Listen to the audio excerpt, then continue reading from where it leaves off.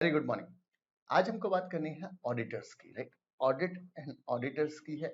ये बात हमारी है कि भाई ऑडिटर्स या हम लोग कैसे कंपनी में अपॉइंट होते हैं, कितने टर्म के लिए अपॉइंटमेंट होते हैं, कैसे अपॉइंट होते हैं, कौन अपॉइंट करता है, कहाँ से पैसा मिलता है, किस तरीके से हम ऑडिट करते हैं, ऑडिट में कौन कौन से ऑडिटर्स को हमने मना किया है, मतलब ये कंपनीज एक्ट ने मना किया है कि भाई आप ऑडिट नहीं कर सकते। तो ओवरऑल हमको जो डिस्कशन करना है वो पूरा का पूरा ऑडिट एंड ऑडिटर्स के बारे में करना है, राइट। चलो, सबसे पहली बात तो जब हम ऑडिटर्स की बात करेंगे तो कंपनीज एक्ट का चैप्टर 10 है जो ये कॉन्सेप्ट से डील करता है। तो आपको ये चीज याद रखनी पड़ेगी कि ओवरऑल यहाँ पर जो सेक्शन है या जो चैप्टर है वो कौन सा चैप्टर है। बट ये चैप्टर मैं आपको याद करवा दूंगा बहुत सिंपल तरीके से, बहुत ध्यान से। Chapter 10 of the companies act deals with the audit and auditors. और जो सेक्शन कितने कवर्ड है यार, सेक्शन 139 से लेकर सेक्शन 148 तक। अगर आप ध्यान से देखेंगे तो हमारे पास मात्र कितने सेक्शन है यार, 10 सेक्शन है। और चैप्टर भी कौन सा है, 10 है। सब तो आपको याद हो गया कि यार ऑडिटर्स का कंपनीज एक्ट में चैप्टर का नाम क्या है। तो चैप्टर 10 है जो बात करता है ऑडिट एंड ऑडिटर्स की। टोटल सेक्शन कितने हैं, 10। 139 से काउंट करें सब 148 तक 10 सेक्शन ही आने वाले हैं। चलो, कौन कौन से सेक्शन है थोड़ा सा हम नजर डाल लें। तो इन्होंने बोला है सबसे पहला सेक्शन है यार अपॉइंटमेंट ऑफ ऑडिटर्स। और ये section very very very very important, right. ये सेक्शन बेहद इंपॉर्टेंट है। क्यों? ये सेक्शन में रोटेशन ऑफ ऑडिटर्स का कॉन्सेप्ट है, फर्स्ट ऑडिटर सब्सिक्वेंट ऑडिटर का कॉन्सेप्ट है, कैजुअल वैकेंसी ऑडिटर का कॉन्सेप्ट है। कुल मिलाकर अपॉइंटमेंट ऑफ ऑडिटर से रिलेटेड जो जो प्रोविजन है वो आपको सारे प्रोविजन सेक्शन 139 में मिलने वाले हैं, राइट। तो ये सेक्शन बेहद इंपॉर्टेंट है। सेक्शन, अगला सेक्शन है सेक्शन 140। एंड सेक्शन 140 बात करता है ऑडिटर्स का रिमूवल। याद रखना, ऑडिटर्स का रिमूवल मतलब कोई ना कोई कंपनी में प्रॉब्लम है। अरे भाई, कंपनी ने ऑडिटर को रिमूव कर दिया मतलब ऑडिटर ने कोई चीज खोज ली है और फिर बाद में कंपनी को लगा कि नहीं यार, सब मैनेजमेंट को लगा कि यार ये ऑडिटर तो हमारी कंपनी खत्म कर देगा, राइट। तो वो क्या करेंगे, सब ऑडिटर को रिमूव कर देंगे। सेंट्रल गवर्नमेंट के अप्रूवल वगैरह के प्रोविजन है ऑडिटर को रिमूव करने के लिए। तो सेक्शन 140 बात करता है रिमूवल ऑफ ऑडिटर्स की।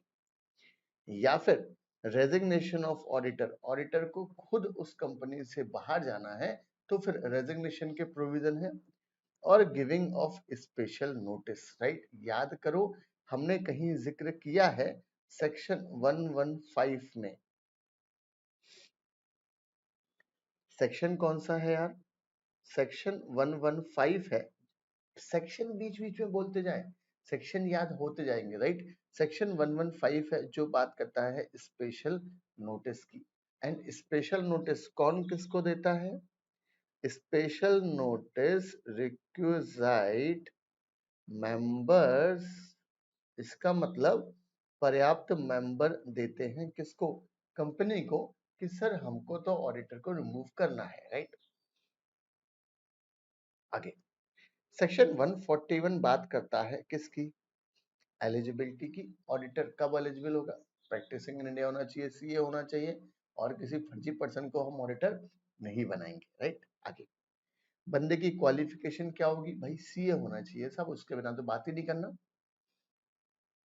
डिस्क्वालिफिकेशन क्या होगी, किसी तरीके से क्या कोई पर्सन जिसको हम ऑडिटर, जिस सीए को हम ऑडिटर बनाना चाहते हैं, क्या वो किसी तरीके से कंपनी से एसोसिएट है क्या। अगर एसोसिएट होगा तो वो इंडिपेंडेंट ओपिनियन नहीं दे पाएगा, और इंडिपेंडेंट ओपिनियन नहीं दे पाएगा तो फिर वो किसी कंपनी का ऑडिटर बनने लायक नहीं है, उस पर्टिकुलर कंपनी का ऑडिटर बनने लायक नहीं है। ये कॉन्सेप्ट हमको सेक्शन 141 में पढ़ना है, right. Eligibility, qualification, disqualification of auditor, section number कौन सा है यार, 141।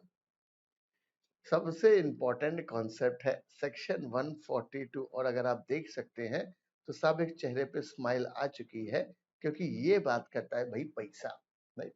Remuneration of auditor, remuneration of auditor basically इसमें ये नहीं बताया है कि ऑडिटर को कितना पैसा मिलेगा, इसमें ये बताया गया है कि ऑडिटर को पैसा कौन देगा। तो सीधी बात है यार, जब हम सेक्शन 142 पढ़ेंगे तो एक लाइन इंपॉर्टेंट होगी, वो लाइन हम अभी बात कर लेते हैं। जिस अथॉरिटी ने आपको अपॉइंट करा वही पैसा देने वाली है। फॉर एग्जाम्पल, आप मेंबर्स के थ्रू रेजोल्यूशन पास करके अपॉइंटमेंट हुए, मेंबर देगा। सीजी के थ्रू हुए, सीजी देगा। डायरेक्टर्स के थ्रू हुए, डायरेक्टर्स देंगे।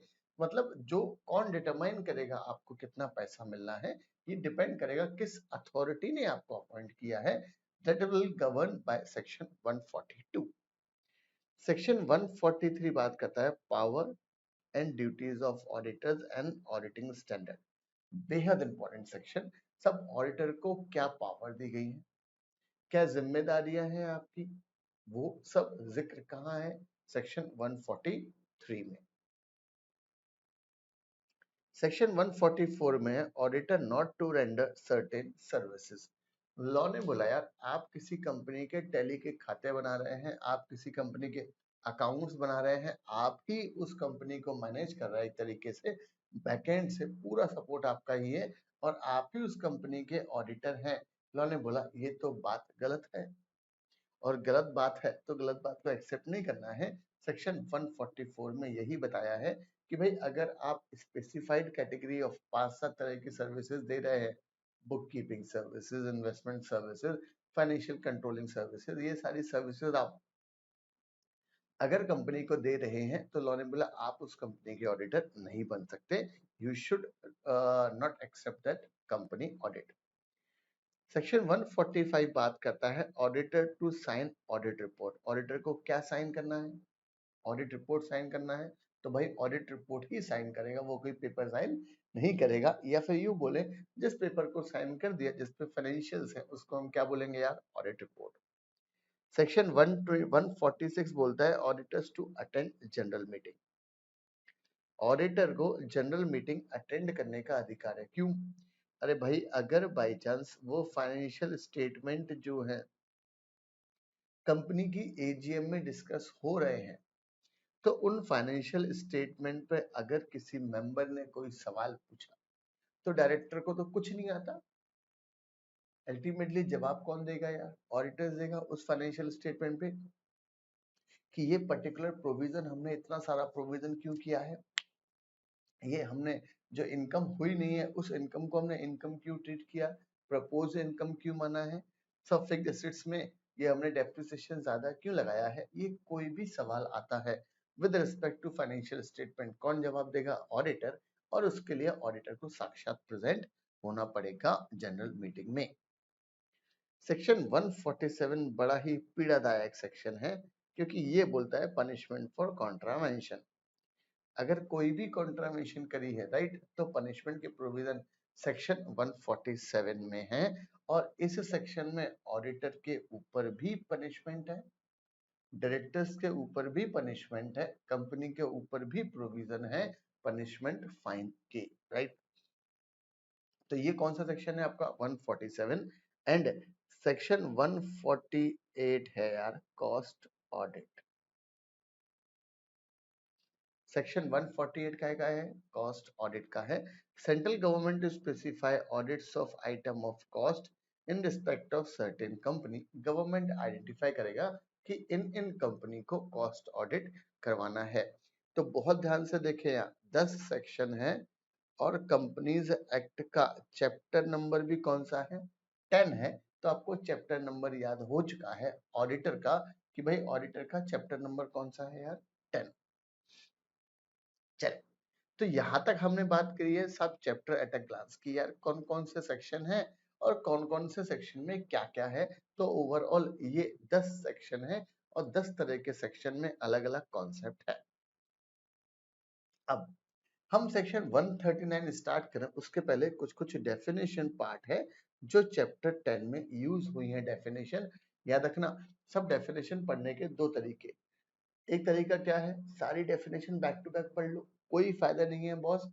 98 94 डेफिनेशंस हैं और 94 डेफिनेशंस आप back to back section 2 sub clause 1 ये ऐसे ऐसे पढ़ते रहे 1 2 3 4 से लेकर 94 तक, पागल हो जाओगे सब, याद कुछ नहीं रहने वाला है। इसलिए हमने जो तरीका फॉलो करा है वो यही तरीका फॉलो किया है कि भाई हमने डेफिनेशन बीच बीच में डिस्कस की है, जब जब जो जो शब्द आया है या जिस जिस सेक्शन में जो शब्द रिक्वायर्ड है हमने तब डेफिनेशन का जिक्र किया है, राइट। चल, तो यहाँ पर हम डेफिनेशन कुछ कुछ पढ़ने वाले हैं जो डेफिनेशन चैप्टर 10 में काम में आने वाली है। भाई सबसे पहली डेफिनेशन है सेक्शन 2 क्लॉज 17 में, सेक्शन 2 क्लॉज 17 में सीए की डेफिनेशन है, चार्टर्ड अकाउंटेंट की definition means a chartered accountant as defined in section 21b of CA Act 1949 who holds a valid certificate of practice under section 61 of that act, right। बहुत ध्यान से law ने बोला है साहब, सीए कौन होता है, तो सीए वो व्यक्ति होता है जो डिफाइंड है 21B में, सीए एक्ट 1949 में, और जो क्या कर रहा है साहब, जो प्रैक्टिस करता है उसको हम चार्टर्ड अकाउंटेंट बोलते हैं, और वही व्यक्ति ऑडिट करता है। इसलिए हमने डेफिनेशन में प्रैक्टिस शब्द को देखा है।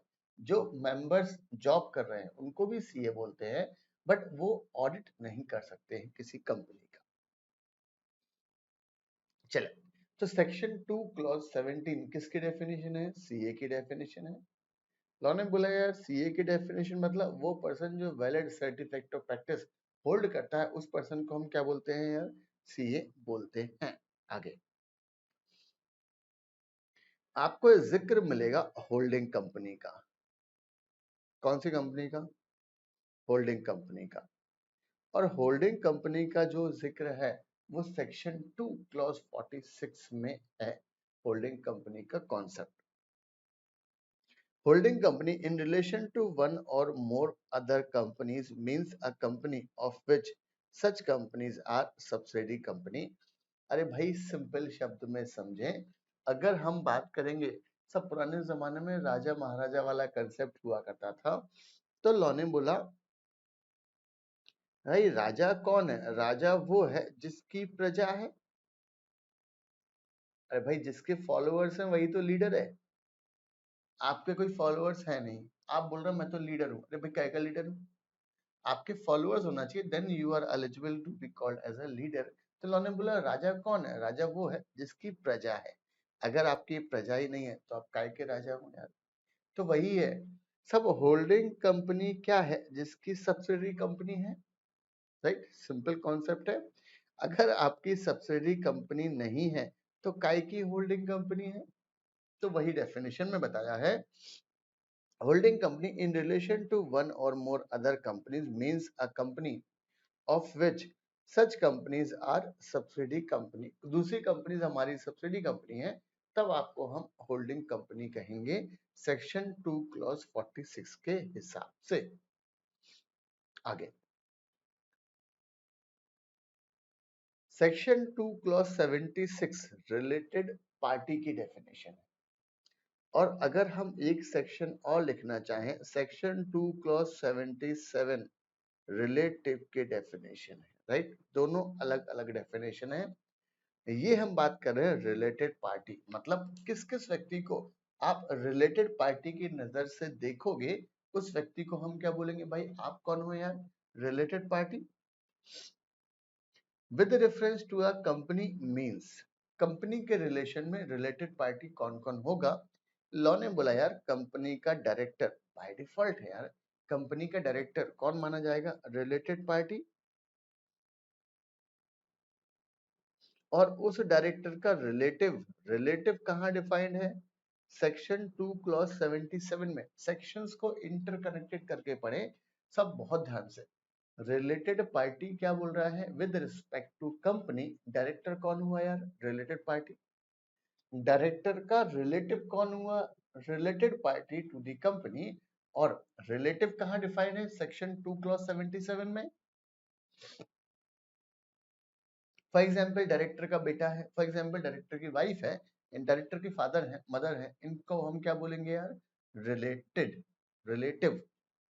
आगे, की मैनेजरियल पर्सन और हिज रिलेटिव। अब यार ये केएमपी जिसको हम प्रेम से क्या बोलते हैं यार? केएमपी कहाँ डिफाइंड है? सेक्शन 2 क्लॉज 51 में, राइट। और केएमपी मतलब कौन कौन होता है? तो लॉ ने बोला MD, whole time director, manager, company secretary, इन पर्सन को हम क्या बोलते हैं यार? K M P, key managerial person. Law ने बोला ये प्लस रिलेटिव जो कहाँ डिफाइन है? सेक्शन 2 क्लॉज 77 में। बहुत ध्यान से, रिलेटेड पार्टी की डेफिनेशन बेहद इंपॉर्टेंट है यार जब हम ऑडिटर की बात करें। क्यों? ऑडिटर नहीं कर रहा कोई काम कंपनी के साथ में, ऑडिटर का कोई ट्रांजेक्शन नहीं है, ऑडिटर के पास कोई सिक्योरिटीज नहीं है, ऑडिटर ने कोई पैसा कंपनी को उधार ना दिया है ना लिया है, बट रिलेटिव ने दिया, दिक्कत है। आगे, जब हम फर्म के रिस्पेक्ट में बात करेंगे, फर्म मतलब हम बात कर रहे हैं सब partnership firm, in which a director, manager और his relative is a partner. बहुत ध्यान से, जब हम किसी पार्टनरशिप फर्म की बात करेंगे, राइट, किसकी बात करेंगे यार? पार्टनरशिप फर्म की बात करेंगे तो लॉ ने क्या बोला? कंपनी का डायरेक्टर, कंपनी का मैनेजर या इनके रिलेटिव अगर मेरी फर्म में पार्टनर हैं तो मैं क्या बोलूंगा? ये क्या हुए सब? Related party. अरे भाई, मेरी कंपनी किसी फर्म के साथ कोई कॉन्ट्रैक्ट कर रही है एंड उस फर्म में मेरी कंपनी का डायरेक्टर पार्टनर है, रिलेटेड हुए, बाय डिफॉल्ट वो फेवर में काम करेगा। मेरी कंपनी का मैनेजर पार्टनर है, रिलेटेड हुए। मेरी कंपनी का डायरेक्टर का रिलेटिव, डायरेक्टर का बेटा, डायरेक्टर का सन पार्टनर है, रिलेटेड पार्टी हुआ कि नहीं हुआ? हुआ। चले 3 पॉइंट की बात। चौथा point, a private company in which director और मैनेजर और हिज रिलेटिव, ये 1 2 काट दें, इज अ मेंबर और डायरेक्टर। बहुत ध्यान से, कोई प्राइवेट कंपनी है जिसमें आपकी कंपनी का डायरेक्टर, मैनेजर, आपकी कंपनी मतलब जिस कंपनी में हम ऑडिटर्स की बात कर रहे हैं, वो आपकी कंपनी का डायरेक्टर या मैनेजर उस प्राइवेट कंपनी में या तो मेंबर है या डायरेक्टर है। तो लॉ ने बोला यार हम कॉमन मेंबर डायरेक्टर हो गया वो, तो लॉ ने बोला हम क्या बोलेंगे कि उस प्राइवेट कंपनी को रिलेटेड पार्टी बोलेंगे। मतलब मेरी कंपनी ने कोई ट्रांजेक्शन किया है विद दैट प्राइवेट कंपनी, तो वो उस नजर से देखना है आपको ऑडिटर को कि यार हो सकता है प्राइस इन्फ्लुएंस हो, फेवर में प्राइस दी गई हो, कम प्राइस पे कॉन्ट्रैक्ट किया गया हो, बेनिफिट दिया गया हो। आगे, a public company in which a director or a manager holds hold is a director or holds along with his relative more than 2% of the paid up share capital। बहुत ध्यान से, director, public company related party मेरी company के साथ कब मानी जाएगी? जब मेरी कंपनी के डायरेक्टर, मैनेजर ने and hold is a director और hold along with the relative खुद अकेले 2% होल्डिंग है या रिलेटिव के साथ में मिलकर 2% की होल्डिंग है उस पब्लिक कंपनी की, तो उस पब्लिक कंपनी को हम क्या मानेंगे यार? हम रिलेटेड पार्टी मानेंगे। बहुत ध्यान से, मेरे ख्याल से आपको समझ में आ रहा है। 6th point, any body corporate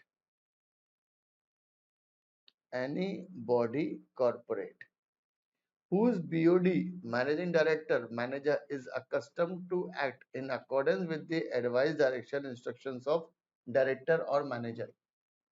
जिस कंपनी का मैं ऑडिट करने जा रहा हूं उस कंपनी के डायरेक्टर, मैनेजर की बात कोई बॉडी कॉर्पोरेट के बोर्ड ऑफ डायरेक्टर्स मानते हैं, एमडी, मैनेजर मानते हैं, तो वहां पर उनको हम क्या बोलेंगे? related party. Any person on whose advice, directions, instructions a director or manager is accustomed to act, provided that nothing in the subclause ये और ये shall apply to advice, direction, instruction given in the professional capacity. CA, CS, CWA ने सब बोला है company को और company के डायरेक्टर मान रहे हैं, तो आप उसको क्या नहीं बोलोगे, रिलेटेड पार्टी नहीं बोलोगे, बाय डिफॉल्ट है। आपको अपॉइंट ही क्यों करा यार, सलाह देने के लिए। Any company which is a holding company, subsidy company, associate company, बहुत ध्यान से 246 टू 87 टू क्लॉज 6, अरे भाई यही सेक्शंस है ना यार डेफिनेशंस के, राइट। तो लॉ ने बोला हम ग्रुप कंपनीज को हम क्या मानेंगे, रिलेटेड पार्टी मानेंगे, बाय डिफॉल्ट है। A subsidiary of a holding company to which it is also a subsidiary, तो related party मानना है। An investment company or a venture of the company. Explanation. For the purpose of this clause, the investing company or the venturer of a company means a body corporate whose investment in the company would result in a company becoming a associate company of that body corporate। जैसे investment किया वो आपके associate बन गई तो बात अलग है। या और किसी व्यक्ति को भविष्य में सरकार चाहे तो वो क्या कर सकती है, रूल्स में स्पेसिफाई करके डेफिनेशन में एडिशन कर सकती है, राइट। तो हमने तीन तरह की डेफिनेशन पढ़ी भाई। सीए की डेफिनेशन पढ़ी, 2 क्लॉज 17 में है, राइट। 2 क्लॉज 46 में होल्डिंग कंपनी है। सब्सिडरी का सेक्शन क्या है यार, 2 क्लॉज 87 और एसोसिएट का 2 क्लॉज 6।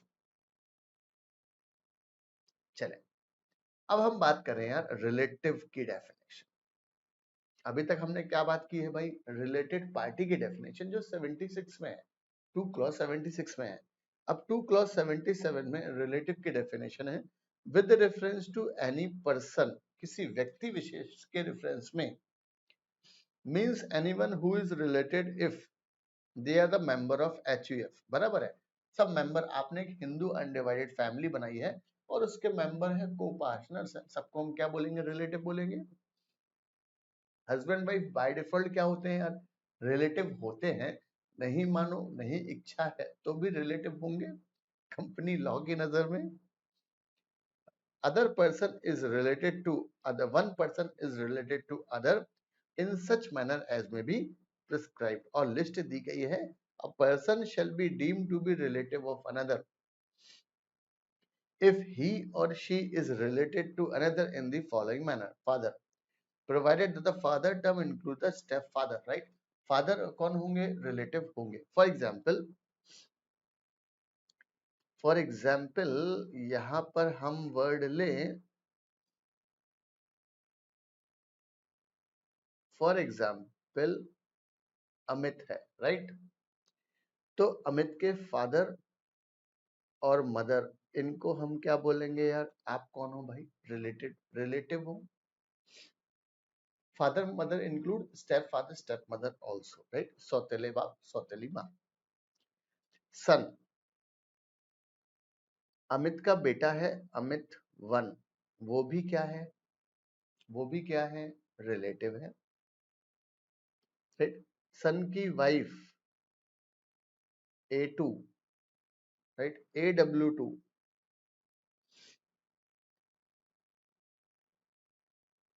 AW1 बोलते हैं अपन, अमित की वाइफ नंबर 1, राइट। सन की वाइफ रिलेटिव हुई।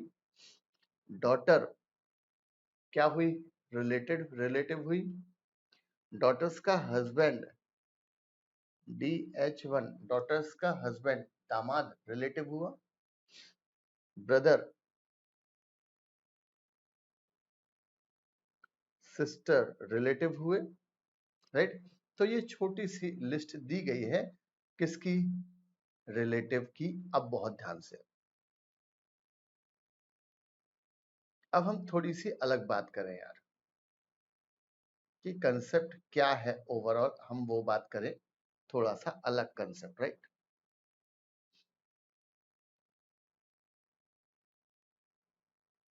एक मिनट। अब जो डेफिनेशन है रिलेटिव की, अगर आपने रिलेटिव की डेफिनेशन देखी है, सब रिलेटिव की डेफिनेशन सेक्शन 2 क्लॉज कहां पर दी गई है, 77 में डेफिनेशन दी गई है। और ये डेफिनेशन बेहद काम की डेफिनेशन है। हम थोड़ी सी डेफिनेशन पे बात करते हैं, बहुत ध्यान से। अगर आप ध्यान से देखो ये डेफिनेशन में, तो अमित अमित के जो ब्रदर हैं वो इनके रिलेटिव हैं, अमित के जो सिस्टर हैं वो रिलेटिव हैं, फादर मदर रिलेटिव है, अमित का बेटा है वो रिलेटिव है, बेटे की वाइफ है, बहू है, वो रिलेटिव है, अमित की बहू जो है वो रिलेटिव है, सब डॉटर है, बिटिया है वो रिलेटिव है, बिटिया का हस्बैंड सो कॉल्ड दामाद है वो रिलेटिव है। अब मैं जो भी लिखूंगा मतलब वो उनको हम रिलेटिव नहीं बोलेंगे। फॉर एग्जाम्पल वो ब्लैक पेन से लिखेंगे अपन, राइट। अमित की भाभी है, रिलेटिव नहीं है। अमित के जीजाजी हैं, रिलेटिव नहीं है, राइट। कंसेप्ट को पकड़ने की कोशिश करें। कब? सब कंपनीज एक्ट आया 2013 में। 2013 में कांग्रेस की गवर्नमेंट थी। 2013 में कांग्रेस की गवर्नमेंट थी। कांग्रेस बोले तो सबसे पहला दिमाग में कौन आता है? राहुल बाबा। अब ये राहुल बाबा जो थे, तो सब राहुल बाबा, फॉर एग्जाम्पल अगर हम राहुल बाबा के रिलेटिव की, फॉर एग्जाम्पल यहाँ पर हम राहुल गांधी लिखें और यहाँ पर हम रिलेटिव की डेफिनेशन को अगर हम चेक करें, तो जो रॉबर्ट, अरे भाई यहाँ पर पीजी आ गए, इनकी सिस्टर हो गई, और यहाँ पर इनके रॉबर्ट आ गए, बराबर है। रॉबर्ट इनके जो जीजाजी हैं वो रिलेटिव नहीं है। याद रखना साहब, डेफिनेशन को इस तरीके से कंपनीज एक्ट 1956 में जो डेफिनेशन हुआ करती थी, लंबी डेफिनेशन थी, 21 तरह की रिलेशनशिप कवर हुआ करती थी।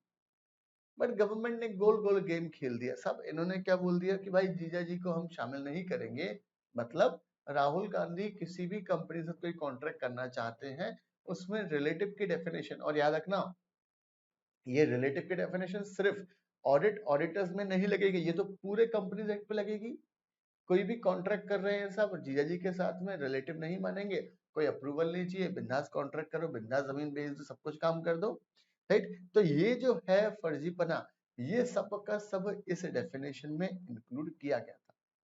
बीजेपी की गवर्नमेंट आई, लॉ मिनिस्टर ने पढ़ी डेफिनेशन, वो भी बड़े कंफर्टेबल हो गए। उनका भी काम बनना है भाई, किसी भी राजनीतिक पार्टी ने इनको शामिल नहीं किया गया। लॉजिकल देखिए यार, आपने आपने बेटे की वाइफ को शामिल किया है, बहू को शामिल किया है, दामाद को शामिल किया रिलेटिव में, बट आपने जीजाजी और भाभी को शामिल नहीं किया है। लॉजिकल देखिए सब गलत है, ऐसा नहीं होना चाहिए। ये शामिल होना चाहिए, तभी तो आप कॉम्प्रिहेंसिव डेफिनेशन की बात कर पाओगे और तभी वो रिलेटिव को जस्टिफाई कर पाएगा। बट ठीक है, लॉ ने बोला यार इन इनको हमने शामिल नहीं किया है, राइट। मतलब सब आपने ये बच्चों के मौसी जी को, मामा जी को, इनको शामिल नहीं किया। काहे में? डेफिनेशन ऑफ रिलेटिव में सौतेला भाई सौतेली बहन भी शामिल है। तो ये डेफिनेशन है किसकी? रिलेटिव की, राइट। आगे चले, एक और डेफिनेशन है रेमुनरेशन की।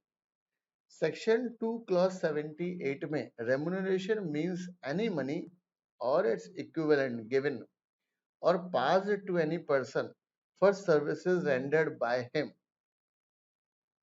किसी व्यक्ति ने कोई सेवाएं दी है कंपनी को, आपने उसके बदले में उसको कुछ दिया है, that is called remuneration. And includes perquisites, income tax वाले यार, जो इनकम टैक्स एक्ट में डिफाइन है, लॉ ने बोला उसको हमने रेमुनरेशन बोला है। ये 43 ऑफ 1961 हटा दो। आगे एक डेफिनेशन है हमारे पास, कौन सी कंपनी है? Subsidy company. बहुत बार हम ये शब्द बोलने वाले हैं, सब्सिडी कंपनी का। सेक्शन 2 क्लॉज 87 में है। In relation to any other company, that is to say the holding company. Means a company in which the holding company, पहला वाला point, control the composition of BOD, exercises control more than one half of the total voting power, either its own or together with one or more subsidiary company, provided that such class or class of holding company as may be prescribed shall not have layers of subsidy beyond such number as may be prescribed, right? तो ये आपकी definition है किसकी यार, subsidiary company की। तो यहाँ पर हमने जो डेफिनेशन पार्ट देखा है भाई, देखो सबसे पहले